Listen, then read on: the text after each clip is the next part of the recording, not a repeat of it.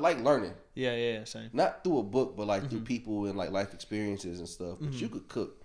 That's one thing I have made sure of that I will never learn how to do. And I can cook for myself. If I had to cook for anybody else, they would think it's terrible. You know why? Tell me. You know how you want your food to taste. Yeah. That's it. That's all you need to know in order to survive. That's it. That's survival skill. Like, you know how you want your food to taste. Period. It doesn't matter. Like, I don't care if you like my food or not. I know how I want it to taste. But you could cook. Yeah. So where, how? Because you know the thing is, guys can't cook, or they, guys never really learn how to cook. But I didn't see some things. Yeah, man, I got to be a little more intentional about putting some stuff out. My dad migrated from Turkey when he was 18 to New York. I was born in California, and then when I was 6. At the time, my dad did some like hotel GM, general management stuff. Pretty big wig type of guy in the hotel business. Him and my mom moved when I was 6 from California to North Carolina to Fayetteville for my dad to be a general manager of a hotel out here. Lived the whole sweet life of Zach and Cody, for real, for about 6 months. Stayed in the presidential suite. It was pretty cool. That's fire. Pretty cool, yeah. It was a good time. Touch all the buttons, rock all the way down, walk through the kitchen, tell them what I want for breakfast. It was like that. It was like that. That's fire. It was like that. It was a good time. But long story short, my dad came home one day, about a year or two in. I can't really remember the time. It might be wrong, and just said, I bought a restaurant. I remember this. Like, I was young too, but I remember this happening. And so my dad ended up opening a Mediterranean restaurant called Mediterranean Grill on Ramsey Street, right next to Brick Oven, or what was Brick Oven. Now it's Nico's. Okay. Right? So it was Ruby Tuesday, Brick Oven, Mediterranean Grill. The Mediterranean Grill is now Little Caesars. And we were in that location for nearly 10 years. I would work when I was young. My dad wouldn't let me be in the kitchen until I could see over the flat top. But I would wait tables. I would serve tables. I would do all these things. And then we ended up moving downtown. We were in the downtown location for a good little minute, right around the Gillespie Street. But that's how I learned to cook, man. My dad, my mom even. Like, food was a thing. Like, my friends will tell you, for me, like, we do Mediterranean food, Turkish food. Like, I've introduced my friends to a whole lot of different foods and culture, if you will. But I've learned to appreciate it, for sure. What's your favorite dish? I know that's a cliche answer. It's a cliche question for sure, because I cook every day. I'm not lying to you. I cook every single day. Is it like is it still experimental wise, or is it just like out of necessity? Like, I'm about to do my thing. It's comfort. Got you. Some people play the game because they find comfort. Like, I find, we find some escape in running 2K or something like that, for sure. Some people podcast, right? Some people work on their businesses. For me, bro, like, I get off work and I jump in the kitchen and I cook. It's just a way of an escape. It's just a way of, like, thinking about something else, because I'm always working. I work a lot, whether it's my job, 2-6 project, or just other life things. Like, my mind is always somewhere. So cooking just helps me kind of just escape. If I think, like, it's not experiential, it should be a little more experiential for sure as I grow, but right now it's not. I think you would go crazy on a TikTok though. As much as you cook, if you could get the I have them though. You've seen them. I've seen pictures. Right, you've seen some of my pictures. I did like a little pizza TikTok. I did one of these meals I did. I don't remember what it was, a curry or something. I don't remember, but I do them sometimes. But I think, like, for me, it takes the love out of it. Yeah. Because now I got to focus on the content. Yeah. I can't just focus on cooking. Yeah. So I can see that, yeah. It like alters the passion, and everybody's like, well, turn your passion into profit. And no. I hear you. But see, not everything has to be for profit. If you love what you do in the comfort of your home like that, cool. This is of course a passion. I love. Actually, I don't like talking to people. Yeah. But the people I like to talk to, and I want to know and engage with, I like to talk. So yeah, I mean, cooking. My dad. I don't have a favorite dish. I just like to cook. Food brings comfort. Right? You sit down at a table, it doesn't matter where you are, and now your table is your community. And everybody finds a sense of comfort in that first bite, if it's good. And they start dancing. They start dancing, their shoulders compress, there's deep breaths taken, and now your community is comfortable, and now you have real conversations, and you have real feelings. That's why, like, Sunday dinners or Friendsgivings or Thanksgivings, it's like, it's not even about the moment, it's not even about the event, it's about like the people that are there and everybody enjoying what's going on and finding a sense of comfort. And that's why I like food. We're gonna have some deeper conversation about this in the future, bro. I'm telling you, man, like, I think restaurants are cool, but I think what's even cooler is these chefs that are coming out and doing they'll have a small little space, a little bigger than this. They'll do a 10 to 15 person table. You buy it per seat, and like they just give you a menu, and that's all you eat is what they serve. And it's just a matter of like trusting the chef, enjoying the food, but it's also like being within your community, and that's why I like food.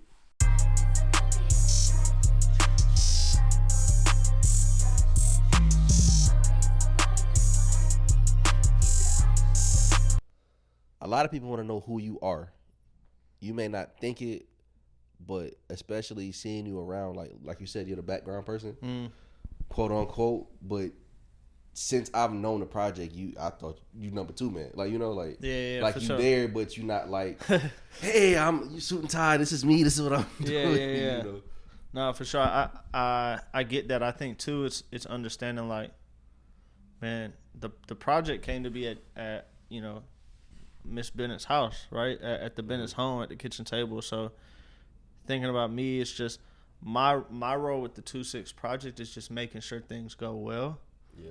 And making sure that, like, we always think about the other side. I was having this conversation, 2 or 3 weeks ago, just about the value that I bring to people, the value that I bring to relationships. Mm-hmm. What is that, right? And a lot of the answers that I got were pretty similar in the fact of, like, there's not a lot of people that they can go to, and it's going to be consistent what they get back, right? Yeah. It doesn't, like, I'm going to tell you what I want you to hear every single time, right? Whether it's what you want to hear or not. Like, I'm going to tell you exactly how I feel. If I think you're wrong, I'll tell you you're wrong. If I think you're right, I'm going to celebrate you and tell you you're right.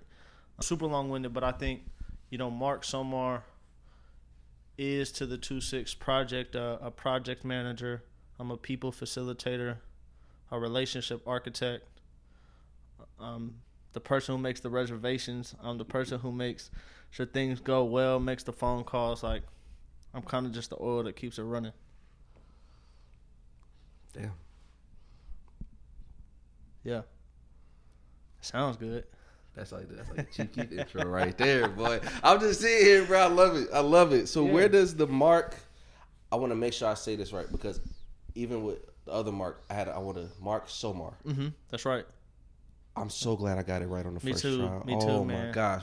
How do people try to, going through school, how do people try to explain, not explain, how to pronounce it? Nah, that's crazy, because when you said that, I had a flashback to when we used to have award ceremonies back in elementary school, and they would call me up for the AB honor roll or whatever it was, physical fitness, and they said, Marc Somar, Marc Somar.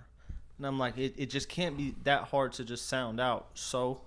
Mar, 2 syllables. I'm in meetings every day, all day, and sometimes before I start meetings, I ask somebody like, hey, so I don't go through this entire meeting pronouncing your name incorrectly. Can you tell me how to pronounce it?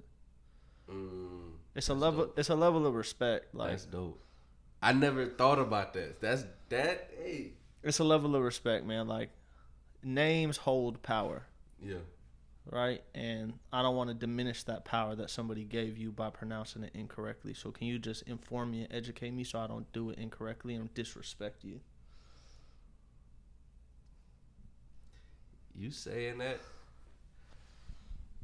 So a lot of people don't know this. Growing up, like, I feel like I have a very basic name. Granted, I got my dad's name. I love my dad, like, up and down through the earth. But I'm like, damn, my name's so basic. Which name? Anthony Jones. Okay. Anthony Scott Jones. It's like, bro, Okay. This is the most basic. If you randomize this name, this is what came up. So I'm like, always had like a nickname, like, family name AJ, and then something else I can't say on here right now. Right, it's okay. And then I myself came up with Chesterr. Bro, I always wish I had a cool nickname growing up. Yeah, One just never like nothing stuck, man. I mean, in middle school and high school, they would always call me by my last name, like Somar. But then when I went to college, my brother also went to North Carolina A&T where we graduated from, and because he went there first, he was Somar. So I was Mark. That sucks. Now, you did say you went to A&T. Yep. First of all, congratulations. The North Carolina A&T. What's another school that got something like that? Everybody. Pick a HBCU. It one of them things? The illustrious. Pick one. It doesn't matter. I don't know the HBCU culture like that. Bro, so it's all of them, man. Everybody think they special type. And they are. And they are. They are, right? Like, historically black colleges are very special. But yeah, there's a certain loyalty that goes along with the HBCU that you chose or that chose you. So what made you choose A&T? Is it a family thing, or is it? Cause I know the reason I want to go to Smith because everybody else went to Smith. Johnson C. Smith. E. Smith. Where now E. Smith is dope, man. It's the cultures there is crazy. Very similar like A&T, but why did I go to A&T? There came a point in high school where I had to have a conversation with myself about how am I getting to college? Is it gonna be sports or is it gonna be band? Yeah. It was band. Okay. I put the bat down. I got cut from the baseball team, and I was like, all right, I'm just gonna put my head down. I'm just gonna run it. This is what year? Hey, come on. My fault. It's all good. Nah, freshman year, for sure. Freshman year. I wasn't like Mike. And went back and tried out. I got cut. I played the summer ball with the Palm Forest team, and then got cut for the tryouts. But I always think if I was more committed, I think I would have made the team. Yeah. I just wasn't committed to anything back then. But long story short, why did I choose A&T was because of the marching band. The band director at Palm Forest was a graduate of North Carolina A&T. My drum instructor at Palm Forest went to North Carolina A&T. My best friend since the second grade. We were in every class. His brother was our drum instructor. We went to North Carolina A&T together. Kenji, we were roommates, and then we are like suite mates with Dorian. You know Dorian. Mm-hmm. That's the homie. We went to A&T together. Wow. So it just was what it was. At that time, I didn't even think about like the cultural impact that it could have. There wasn't another drumline like us, and our drumline has performed in Germany. They've performed all over Europe. We've performed all up and down the East Coast, California, Texas, New York. Man, we travel. People pay for us to come out and play and perform. Real showstoppers. Yeah. If there was a D1, y'all went crazy. That'd be it. Y'all the Alabama or the. Yeah. Damn. I didn't know that. I know a little bit about band because my sister was a drum major at Smith. So it's like, her doing competitions, and this is when Smith was at, and everything. Or when I was keeping up with it. I don't know what's happening now. But, so I know a little bit. But you telling me y'all going to Germany and Canada, that's wow. And just, crazy. And it's at the time, and it was really just the drum line. Like, they were just, like, we were a 50 or 60 piece drum line. As big as some of the high school bands here. Just the drums. Pay for us to travel, pay for us to stay, pay for us to eat. It's true entertainment. Like, for the people, by the people. Like, we are like D1. Like, it's us. That's crazy. So your instrument was a cymbal? Yeah, man, I played the cymbals. I heard you was nice with it. Now I'm not exactly sure the instrument. Yeah. But I heard you was one of them ones with it. So, because this is the first time people are really gonna hear from me, I want to remain as humble as possible. No, we do not do that on here. We give everybody their flowers and I'm talk him. this shit. I'm him. Yeah, I was him. I might still got it, but him for sure. I didn't have any rhythm in high school, man. I could not. You honest with yourself, hey, bro. I could not march on step. I didn't know what 1, 2, 3, 4 was. It just wasn't me. But something clicked. Something happened. Something clicked, and I ended up just getting in. And when you go to North Carolina A&T, or you go, I would say most historically black colleges are like this, where the band practice is more than most, if not all, athletic teams. Mm. You know, we go to band camp early July, late June. You're up at 5. Report time is 5:30, 5:45, 15 minutes early. You do workouts. You have a personal trainer that comes out, works you out, and you're there until 10, 11, 12, every day for 3 weeks. Wow. And so, like, when you practice like that, you have no choice to get some rhythm, to get some sort of something.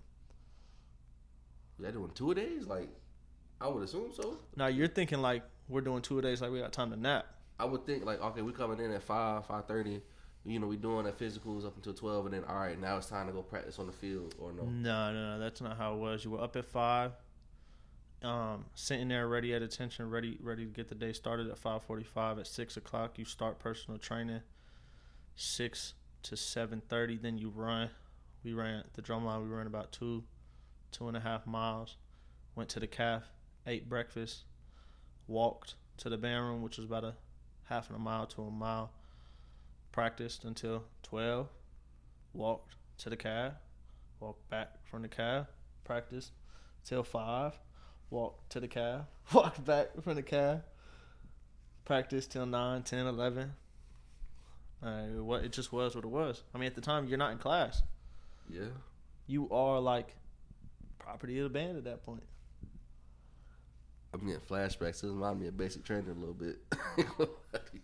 Man, I have the utmost respect for soldiers in the military, especially coming up in the Ville, right? As you know, but there's some similarities, especially when you think about like where marching bands historically came from, and it was the military, right? Traditional marching bands like the Michigans and the Ohio States. I mean, even the FAMUs, right? It is military based, military marching, military cadences. So there are some similarities for sure. But I'm him. Long story short, I had a journalism background that I saw. That was very interesting to me. Where was that? Just like I'm in school, I got to do something on some like on some UNC. We playing basketball. We got to get some fake grades, or this is like you had like a real interest in journalism.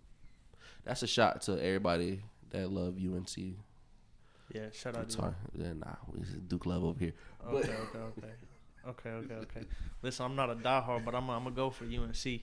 That Tyler Lawson, Tyler Hands, where I'm back then. I respect it. I respect it. Yeah, for sure. Man, journalism was crazy because my mom still to this day says you should be a lawyer. Like, you speak really well, you argue very well, you should be a lawyer. Journalism was just like I don't know how I ended up there. I got to be honest. I think, you know, my major, my area of study was journalism, mass communications, but my concentration was public relations, and that's the part I like. So like, I wasn't doing journalism, right, sitting like this and you know, sitting behind the camera shooting articles and things like that. That wasn't me. A lot of my core study classes were like taking case studies on big companies like Pepsi or like Coca-Cola, and you know, things that they might have done and pivoted, you know, for their brands. Yeah. With public relations, the goal is to like be able to, one, build and mold a narrative, right? Curate that story, but two, also mold the public's perception of your client, right? So, man, Olivia Pope, public relations. Mm-hmm. That's what she does, but just on a very major scale. Yeah. On a very dramatic major scale. But she's PR person extraordinaire for sure. And I like that. I'm sure, as you can see, like, I like talking to people. I like curating stories and creating narratives. It helps me in my day job, day to day now, just as a consultant. So I was like, journalism. Yeah. I think I want to go into marketing. Cool. But before I wanted to go into marketing, I was like, I think I want to go to law school. So I ended up just kind of like floating, I think, as anybody does when they get to college. Probably their second semester, first year into their first semester, their second year, of like, okay, now I really have to identify, like, what is it that I want to do. And so I took some political science classes. And the first class I took, I had to write a 15-page paper on WikiLeaks. And I don't know if you know what WikiLeaks is, but WikiLeaks is essentially Wikipedia. Or it's a public forum where people just dump classified material, right? Like politicians' emails and classified documents. They just leak it. It's called WikiLeaks. I think it's down now. But I had to write a 15-page paper on that. And once I turned it in, I was like, nah, right? So I was like, okay, let me pivot, right? I went to marketing, and because at the time, like, I wasn't being advised by a guidance counselor. I was just floating. I took economics, and there's two different economics you can take. There's micro and there's macro. One is like local, small, or economics, and the other one is large, macroeconomics, and a lot of math. A whole lot of math.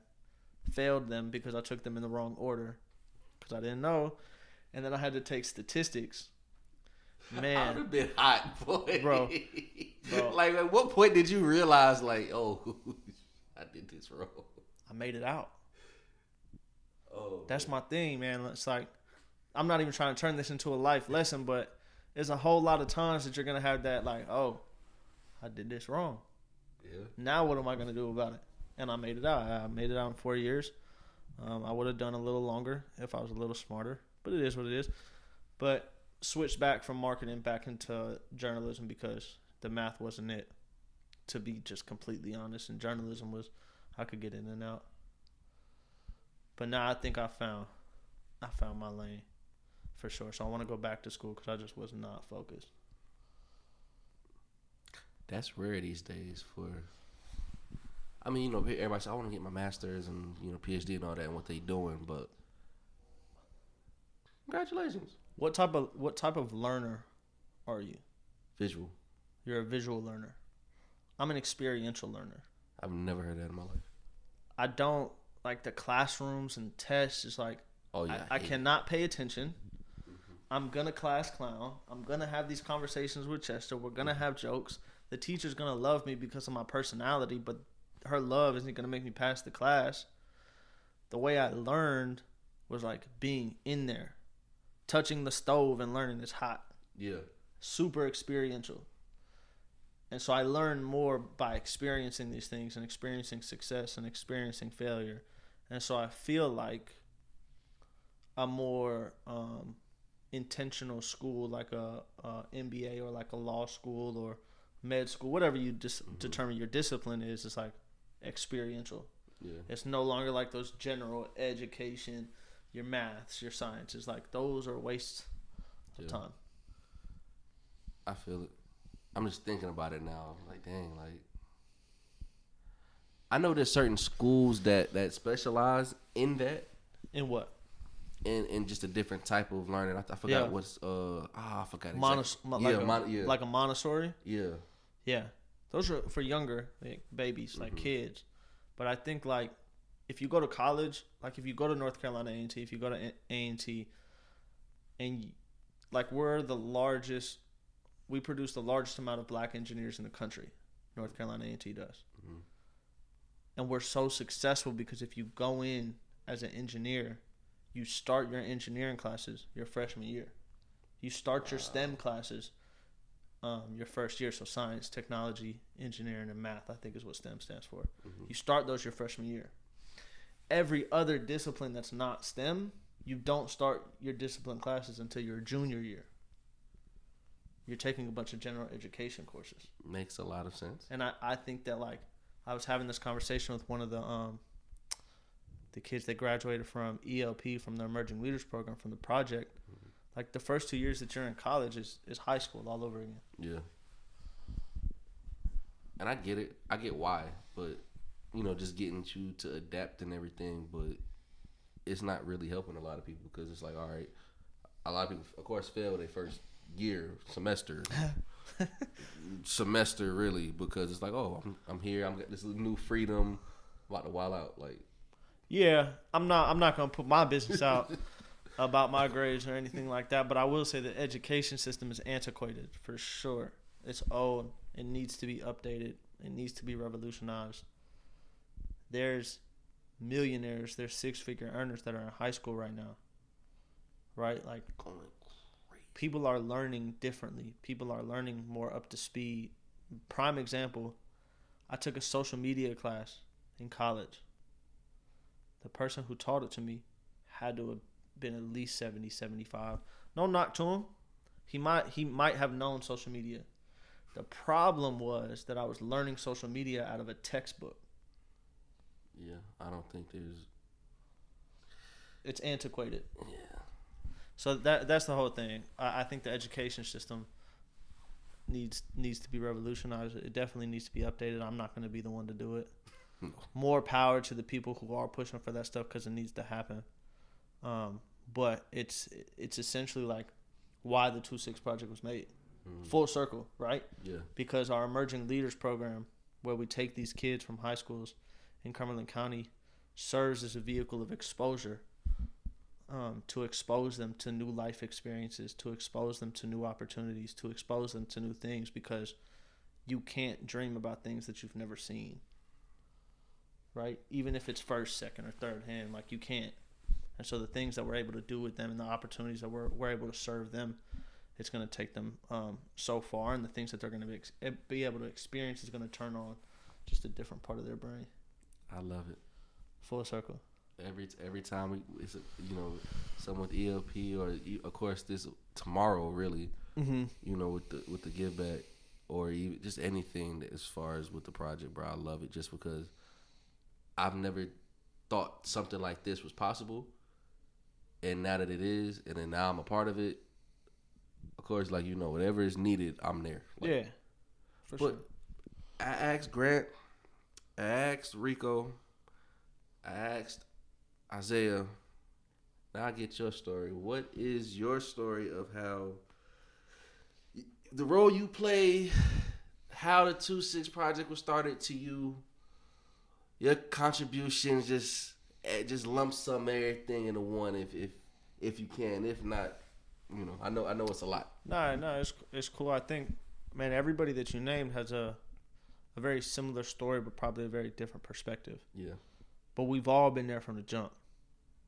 DJ Rico Velli, Isaiah, GB. I don't know who else you talk to, but like we've all been there. Everybody. Yeah, like, man, we've all been there from the jump. It was an idea that we all had, just sitting again at Miss Bennett's table, Mr. Bennett's table, at their house, and it's just like, okay, how can we give back? How can we determine, like, how can we leave a legacy? At this point, man, the project's 3 years old. I'm 26. I was probably 22, which makes Grant 20, which means Isaiah is probably still in high school. And we're thinking about our legacy. Like, we're not thinking about anything else. We're thinking about, like, how can we leave a legacy here? Because a really good friend of ours, man, Cameron May, was he passed away in a car accident in Greensboro. And his family supports us a lot, ensuring that we're able to live through him and keep his name alive.